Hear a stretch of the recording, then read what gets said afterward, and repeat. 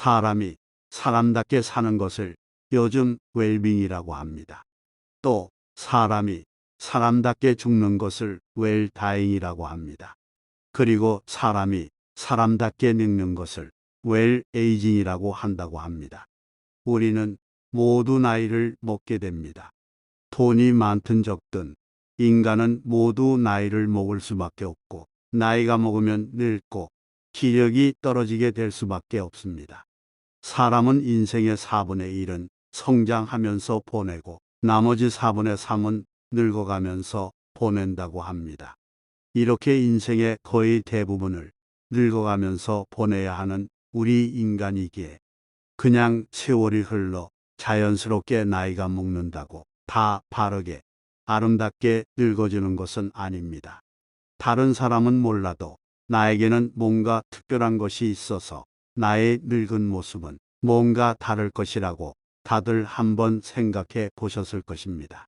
젊었을 때는 내 나이가 50 정도 되면 기품 있고 멋스럽게 나이가 들 것 같았지만, 나이가 들어보니 다 그런 것만은 아니었습니다.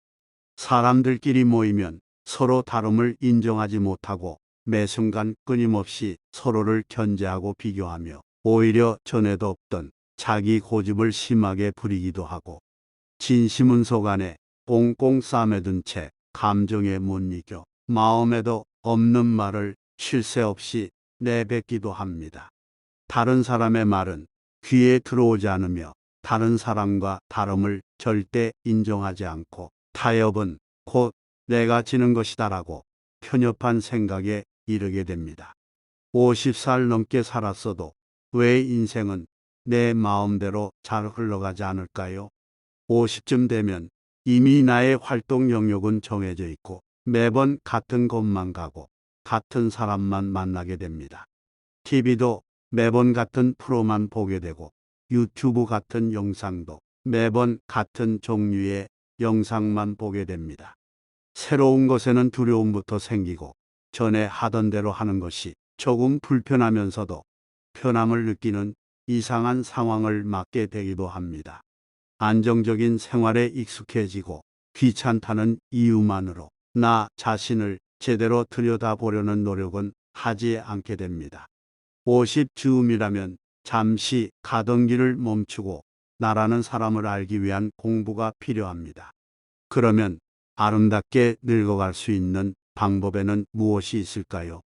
첫째, 모든 것에 감사하는 마음을 가지고 살아야 합니다.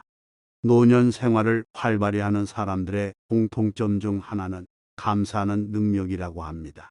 그런 사람들의 공통점은 그들은 결코 행복하고 유복하고 평탄한 삶만 살지 않았다는 것입니다.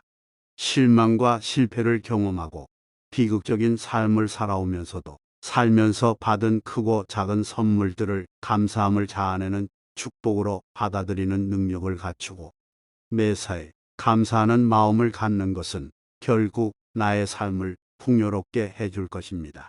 물질적인 풍요로움이 아니라 진정한 나의 마음을 풍요롭게 하여 남과 비교하지 않게 되며 나의 고단할 수 있는 삶에 대한 비관을 하지 않을 것입니다. 다른 사람들로부터 받는 명성에서 나의 행복과 만족을 찾는 것이 아니라 나의 삶에서 작은 것 하나하나에서 감사하며 행복을 찾는 것이라. 누구에게든 이 행복은 찾아올 수 있습니다. 둘째, 진정한 인간관계를 중요시해야 합니다. 나이가 들면서 초라해지지 않으려면 대인관계를 잘해야 합니다. 대인관계를 잘해야 한다고 사람을 아무나 많이 만나라는 것은 아닙니다. 이미 중년의 나이가 넘으면 나에게 도움이 될 사람, 진정한 친구는 정해져 있습니다. 오히려 불필요한 사람을 많이 만나는 것은 쓸데없는 에너지를 소비하게 되고 나에게 상처를 줄 사람일 수도 있으며 독이 되는 경우가 더 많습니다. 그럼 인간관계가 중요하다고 말한 이유는 무엇일까요? 그것은 나이가 들어도 사회생활을 해야 하기 때문에 필연적으로 해야 할 인간관계를 나 중심이 아닌 우리들 중심으로 해야 한다는 말입니다. 나이가 들면서 사람은 오욕이 생기며 모든 것을 자기 중심적으로 생각하기 쉽습니다. 중심축이 무엇이냐에 따라 인간관계는 달라질 수 있습니다. 물질의 중심의 인간관계는 나이 들수록 초라해지면 일중심이나 나 중심의 인간관계도 나이가 들수록 초라해집니다. 하지만 상대를 배려하는 인간관계를 중심에 두고 살면 나이가 들어도 찾아오는 사람이 많고 나를 따르는 사람도 많아지게 되어 있습니다. 굳이 많은 사람을 만나야 된다는 인간관계가 아니라 한두 명을 만나더라도 나 중심이 아닌 상대와 나의 공동중심의 축에서 모든 걸 대하고 생각하게 된다면 노년의 사람 문제로 머리 아픈 일은 없을 듯합니다. 셋째, 순간순간 최선을 다해 살아야 합니다. 요즘은 흔히들 100세 시대라고 말하곤 합니다. 내가 100살까지 살지 더 빨리 생을 마치게 될지는 하늘만이 알 수 있는 문제입니다. 하지만 현생을 살아가는 우리는 하루하루를 값지게 살고 충만하게 살아야 합니다. 시간이 얼마 남지 않았다. 나이가 들어 뭘 새로 시작하나. 이런 생각은 당장 접어야 합니다. 매일매일을 취하고 그것이 주는 풍부한 기회를 잡고 최선을 다해야 합니다. 새로운 것을 배우고 공부해야 합니다. 공부라는 행위는 자신감을 높여주고 새로운 영역의 지식을 넓히는 기쁨을 줍니다. 나이가 들어 늙어만 가던 나의 세포에 활기를 불어넣어 줍니다. 지금까지 해왔던 분야가 아닌 새로운 분야에 입문해보는 도전을 해봅시다. 처음이 어려워서 영역이 달라서 그렇지 나의 숨겨진 재능을 발견하고 또 다른 분야에서 프로가 될지는 아무도 모릅니다. 넷째, 밖으로 나가십시오. 활동의 영역을 내가 선택해 점점 넓혀가야 합니다.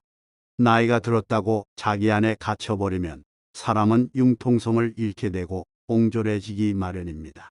나가기 전에는 옷을 입고 거울도 한번 보게 됩니다. 그러면서 자기 자신을 한번 다시 볼 수 있는 기회를 갖게 됩니다. 이렇게 규칙적인 일상이 기본적인 자기관리를 하게 만듭니다. 나만의 장소를 정하고 나가면 운동도 되지만 오가는 길에 세상 정보도 받아들이게 됩니다. 젊은 사람도 제한된 공간에만 있으면 생각이 편협해지고 자신의 좁은 머릿속에 세상을 가둬두고 생각할 수밖에 없습니다. 세상은 내 머리보다 적어도 몇십만 배는 큰 우주와 같은 곳입니다. 나를 조그만한 세상에 가두려 하지 마세요. 다섯째, 내가 세상의 주인공인 것처럼 웃어라. 인생 선배인 윗사람의 웃음이 아래 세대와의 소통에 매우 중요한 역할을 한다는 걸 아시나요? 상사의 웃음은 부하 직원에게 심리적 장벽을 낮춰주는 계기가 됩니다.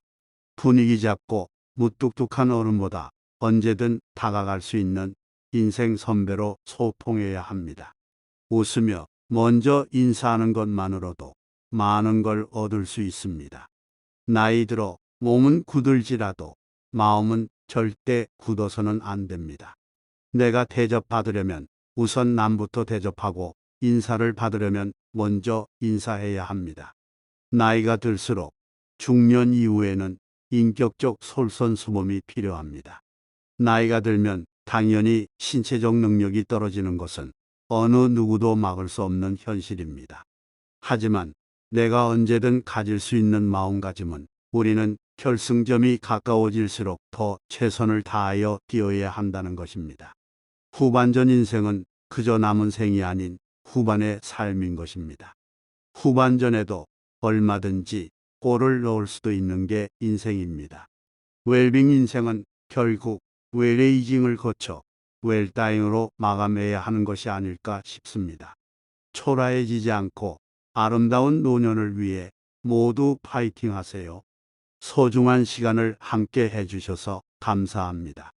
더 좋은 영상 제작을 위해 구독과 좋아요 그리고 좋은 댓글 부탁드립니다. 감사합니다.